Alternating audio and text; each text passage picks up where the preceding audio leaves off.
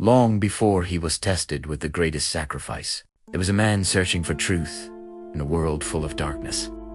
That man was Ibrahim. He was born into a society that worshipped idols made of stone and wood. His own father carved these idols with his hands, shaping lifeless figures that people bowed down to and feared. But even as a young man, Ibrahim questioned what others blindly accepted. He looked at the stars shining brightly in the night sky, but when they disappeared, he realized they could not be God. He looked at the moon glowing beautifully, but it too faded away. He looked at the sun, rising in power and setting in weakness, and he understood that the true Creator must be eternal, unchanging, and beyond all of creation. With courage, he rejected the idols and called his people to worship one God alone. His message angered them. They mocked him, threatened him, and eventually built a massive fire to silence him forever. The flames roared so high that birds could not fly above them. They tied him and threw him into the fire, believing it would end his life. But Allah commanded the fire to be cool and peaceful upon Ibrahim, and the flames that were meant to destroy him became a source of safety. This miracle only strengthened his faith. Years passed, and Ibrahim continued calling people the truth. Yet his heart carried a deep, personal test. He longed for a child. Decades went by without an answer to that prayer. Imagine the patience of a man who waits year after year, growing older, never losing hope.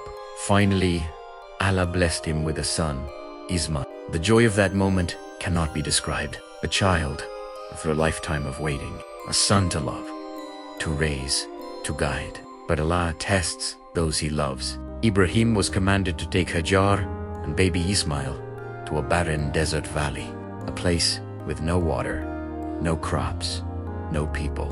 It was the valley that would later become Makkah. When he left them there, Hajar asked, "Did Allah command you to do this?" When he said yes, she replied with unshakable faith, "Then Allah will not abandon us." When their water ran out, Hajar ran between the hills of Safa and Marwa 7 times, searching desperately for help, until Allah caused the well of Zamzam to burst from the earth beneath Ismail's feet. What seemed like abandonment became a miracle.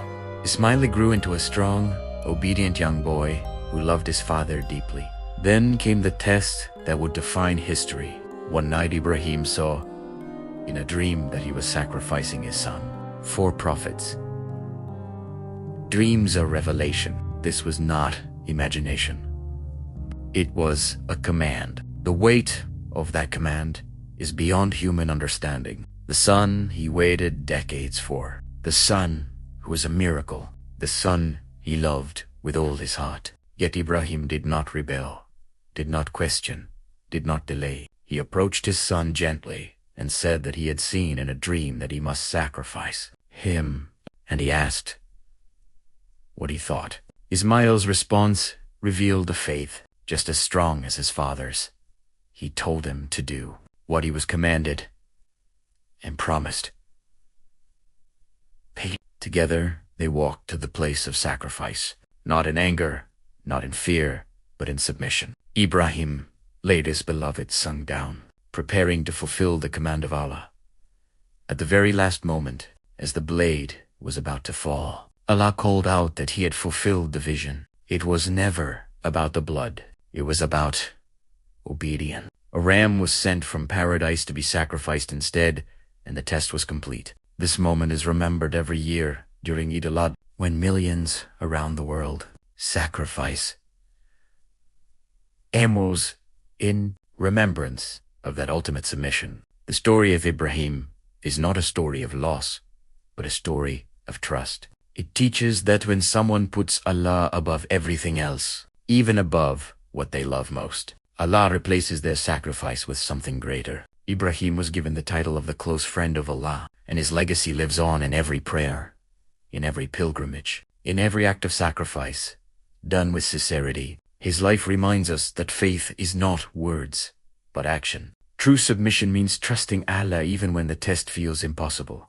and in that trust, there is elevation, mercy, and eternal reward.